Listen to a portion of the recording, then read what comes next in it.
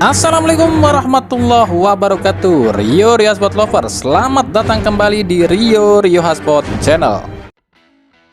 Kita awali edisi kali ini dari timnas U19. Meskipun menang 2-0 lawan Kamboja kemarin, tapi di sini kami melihat kekurangan taktik dari Indra Syafri. Gaya main Indra Syafri yang selalu mengandalkan penyerangan dari sisi sayap melalui umpan-umpan dari winger maupun wingback ini ternyata mudah sekali dihancurkan loh ya. Kamboja cukup cerdik dengan mematikan winger-winger timnas U19 dan fullback timnas U19. Sialnya sejak babak pertama Indra Syafri selalu menerapkan taktik yang sama. Ini bahaya loh kalau lawannya tim-tim seperti Vietnam dan juga Australia ya. Indra Syafri harus lebih kreatif. Kesalahan passing dan terlalu terburu-buru dari pemain masih terlihat banyak banget ya di skuad timnas U19. Meskipun timnas U19 dipastikan lolos ke semifinal, tapi lubang ini harus segera ditambal oleh Indra Syafri. Harus lebih kreatif dan bisa mengalirkan atau mengubah-ubah gaya dengan cepatnya, atau istilahnya visi bermain itu harus lebih ditingkatkan oleh Indra Syafri agar pemain ini nggak deadlock dan putus asa alias frustasi. Indra Syafri harus mulai sadar ini tuh bukan era 2013 ketika ada Evan Dimas yang kuat pegang bola. Ini beda ya. Indra Syafri pun harus sadar ini bukan lagi timnas U22 di ajang SEA Games yang punya striker sekelas Sananta. Ini nggak ada ya. Makanya Indra Syafri harus meracik formula baru di ajang AFF U19 ini. Lalu bagaimana dengan timnas senior? Hingga saat ini Sintayong belum juga datang ke Indonesia. Katanya sih Sintayong saat ini lagi belajar bahasa Indonesia dulu, tapi katanya kesulitan juga. Sebab orang-orang yang berasal dari daerahnya Sintayong itu emang kesulitan kalau harus belajar bahasa Indonesia yang banyak menggunakan double-double konsonan ya, seperti GG, KK, NN, dan lain-lain. Beda dengan daerah-daerah Korea lain seperti yang punyanya si JJ itu, dan Koreanya beda dengan Korea Sintayong ya, dia lebih fleksibel. Bahkan Sintayong saja kalau disuruh bahasa Korea asli dia agak sulit juga. Lalu bagaimana dengan nasib para pemain timnas senior sendiri? Nah, ini Ivar Jenner ini dipastikan nggak main di liga utamanya Belanda ya, atau Eredivisie, sebab tim Utrecht ini nggak membawa Ivar Jenner promosi ke tim utama. Ivar Jenner tetap di tim duanya alias Young Utrechtnya ya. Begitu juga dengan Jay Ejes. Jay Ejes ini kemungkinan nggak ke Torino ya, sebab Torino baru aja merekrut back tengah lain ya. Kemungkinan Jay Ejes pun akan bertahan di Venezia atau mungkin dipinjamkan ke klub lain ya. Kita lihat nanti ya. Cuma ya ini miris banget ya buat pemain-pemain timnas kita, kok jadi begini, jadi sulit dapat klub di luar negeri ya. Tentunya ini akan berbeda cerita jika ranking Indonesia ini sudah 100 dunia atau minimal 101 dunia lah, 100 ke atas lah. Makanya Erick Thohir ini gedek, atau bahasa orang Betawinya gedek banget ngelihat nasib para pemain timnas kita yang seolah-olah dilunta-lunta atau terlunta-lunta di klubnya atau di luar negeri ya. Karena peringkat Indonesia yang belum nyampe 100 dunia. Makanya Indonesia ini harus nyampe ke 100 dunia. Erick Thohir pun mati-matian Indonesia harus nyampe ke 100 dunia. Bukan buat pamor sih, tapi tujuannya demi para pemain timnas itu sendiri. Kasihan para pemain timnas istilahnya dianggap jelek lah oleh tim-tim di luar negeri.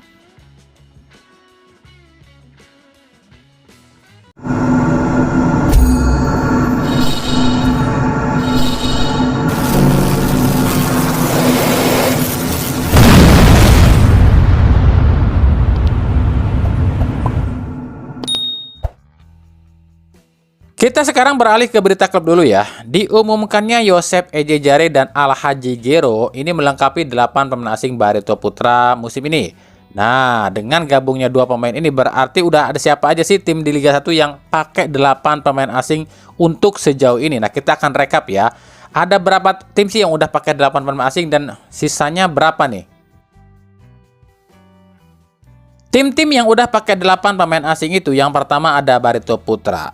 Barito Putra itu ada Lucao, back asal Brazil 31 tahun. Ada Chechu Menes ya, Spanyol, back 29 tahun. Ada Chisung Moon, asal Korsel nih, back 24 tahun. Lucas Morelato, gelandang asal Brazil 30 tahun. Levi Madinda, gelandang asal Gabon 32 tahun. Murilo Mendes, striker asal Brazil 29 tahun, Alhaji Gero, striker asal Nigeria 30 tahun, dan Josep Ejejari, Spanyol, striker 31 tahun. Tim kedua yang udah pakai 8 pemain asing adalah Persik Kediri. Ada Leo Navacio, kiper asal Brazil 31 tahun, Brendan Lucas, bek asal Brazil 29 tahun, Kiko alias Francisco Caneiro ya, bek asal Portugal 24 tahun, Osman Fane, Prancis, gelandang 30 tahun, Rohit Chan, gelandang asal Nepal 32 tahun, Ze Valente, gelandang asal Portugal 30 tahun, Majed Osman, gelandang asal Lebanon 30 tahun, dan Ramiro Vergonzi, striker asal Argentina 35 tahun.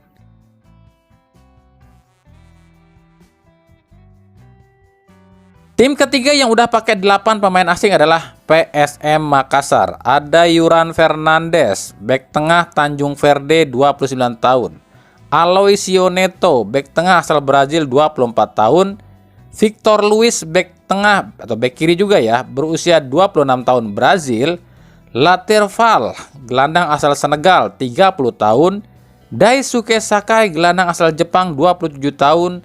Adilson Silva, striker asal Portugal 26 tahun. Nermin Haljeta, striker asal Slovenia 27 tahun, dan Tito Okello, striker asal Sudan 28 tahun. Tim keempat yang udah pakai 8 pemain asing adalah PSIS Semarang. Ada Roger Bonet, Spanyol, bek 29 tahun. Joao Ferrari, Brazil, bek 27 tahun. Bobakari Diarra, gelandang asal Prancis 30 tahun. Lucas Barreto, gelandang asal Brazil 29 tahun. Fernandinho, striker asal Brazil 29 tahun.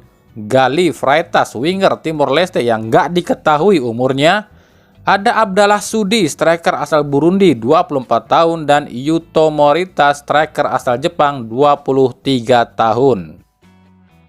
Baru 4 tim itu aja ya yang udah pasti 8 pemain asingnya. Sisanya masih tunggu, ada yang katanya cuma pakai 6, katanya ada yang cuma pakai 7, ada yang baru 6, ada yang baru 7. Intinya masih banyak yang belum lengkap lah ya. Kita akan tunggu nanti sebelum Liga 1 dimulai apakah udah tetap segitu pemain asingnya atau mungkin akan ada nambah. Sebab ya ketika liga digulirkan pun selama bursa transfer masih berjalan akan banyak perubahan. Seperti Semen Padang ya baru 7 dan mungkin akan berubah juga. PSBS Biak sebenarnya udah 8 tapi katanya ini akan ada perombakan juga. Makanya kami belum bisa sebutkan untuk di PSBS Biak ya. Nanti kita rekap aja ketika bursa transfer ditutup loh ya.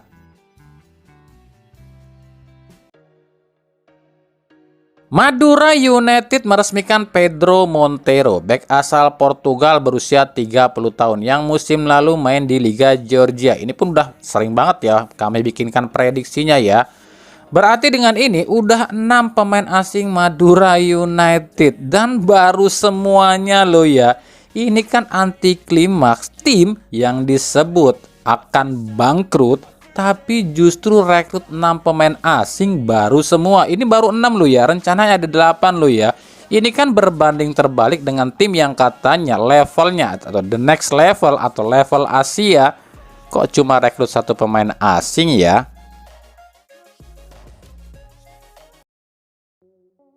Oke, kita bahas sedikit ya Piala Presiden ini di grup B ya. Laga pertama adalah antara Bali United kontra Arema FC. 2 tim yang dari musim kemarin sih udah berbagi kandang nih di Iwayan Dipta. Musim ini pun sama nih, berbagi kandang juga. Kami di sini nggak akan mengomentari soal jalannya pertandingan ya. Ini udah kepanjangan kalau soal komentari jalannya pertandingan. Tapi di sini ada beberapa hal yang menarik buat kami. Yang pertama, duel antara 2 rambut putih, yakni Teko di kubu Bali United dengan Ganjar Pranowo. Ganjar Pranowo mirip sih masalahnya, rambutnya mirip, mukanya mirip. Maksud kami Joel Corneli. Kenapa 2 pelatih ini unik buat kami? Sebab 2 pelatih ini kan sama-sama dari Brazil, sama-sama rambutnya putih, dan ternyata sama-sama emosian juga. Cuma bedanya di sini, untungnya Arema ini udah unggul duluan, makanya si Joel ini nggak ngamuk-ngamuk. Coba kalau ketinggalan, pasti ngamuk-ngamuk juga. Itu aja masih banyak ngamuk-ngamuknya. Ya beda dengan Teko. Teko ya beginilah dia. Kalau timnya ketinggalan ya ngamuk-ngamuk, ngomel-ngomel. Tapi kalau timnya udah menang satu aja ya udah. Itu pemainnya suruh tiduran di lapangan pasti. Inilah yang unik buat kami. Yang kedua yang menarik perhatian kami ada di sektor kiper. Dua-duanya asal Brazil. Yang satu musim kemarin dinobatkan sebagai kiper terbaik, yakni Adilson Maringa dari Bali United. Dan yang satu justru yang membawa timnya ke final tapi nggak terpilih sebagai kiper terbaik cuma lantaran gara-gara dibobol 6 kali sama Persib. Tapi di laga ini terlihat jelas sekali ya perbedaan kualitas yang sangat mencolok antara Maringa dan Frigeri. Ini Frigeri luar biasa di laga ini ya. Cuma di sini masih banyak yang bingung nih soal pemain asing. Masih ada aja yang nanya, "Bang, kok itu Arema pakai 7 pemain asing sih lawan Bali United?" Lah, kan kita udah jelasin, sering banget kita jelasin, di Piala Presiden ini pemain asing itu bebas. Lu mau pakai berapapun pemain asing silahkan, sok wae, gak apa-apa, ora popo. Cuma yang penting yang ada di dalam lapangan itu cuma 6 aja. Dan Arema di sini bener sih sebenarnya. Babak pertama itu pakai 5 pemain asing. Kemudian memasukkan Darbel Tobelo itu kan jadi 6 nih. Terus William Marsilio masuk itu ngegantiin Julian Guevara. Tadi tetap 6 dong di dalam lapangan. Jadi nggak ada yang salah ya. Jadi udah paham ya soal regulasi pemain asing di Piala Presiden ini nggak terbatas. Mau pakai 8, mau pakai 12 terserah. Yang penting 6 yang main ya. Tapi kan kalau pakai 12 percuma gitu kan. Uang pergantian pemainnya cuma 5 kok.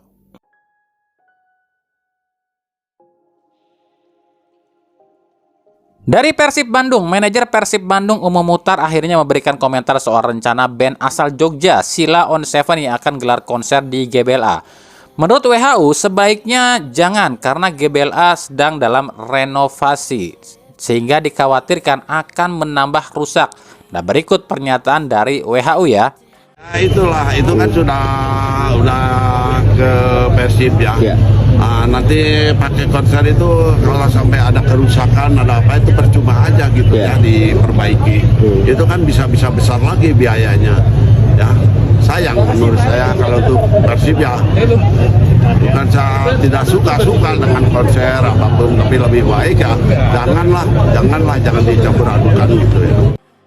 Tapi ya lagi-lagi nampaknya ucapan dari WHO ini cuma akan dianggap angin lalu alias nggak dianggap. Kenapa demikian? Ini tuh kesalahan pihak PT PBB juga saat menandatangani nota kesepakatan pengelolaan GBLA yang kurang teliti dengan isi perjanjian dengan Pemkot Bandung, sehingga Pemkot Bandung bisa bilang revenue GBLA masuk ke Pemkot Bandung, yang artinya kalau ada konser di GBLA meskipun GBLA udah dikelola sama pihak Persib, tapi kalau band itu minta izinnya ke Pemkot Bandung, ya band itu boleh gelar konser di GBLA. Atau istilah kasarnya ya, percuma WHO keluar toh nggak bakalan ada yang denger.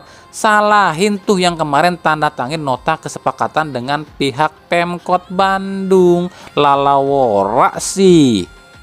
Makanya sekarang kebuktikan masih bilang nggak butuh Teddy Cahyono. Mamam tuh. Oke, di sisi lain kita akan jawab nih. Daripada kalian menganggap kami hoak atau apa. Kemarin kan banyak yang nanya, "Bang, kira-kira siapa lagi nih yang akan keluar dari Persib?" Daripada kalian nggak percaya, kita masuk ke situs PT LIB. Di sini terlihat jelas ya, pemain-pemain yang nggak berseragam Persib di pramusim ini, ya kan?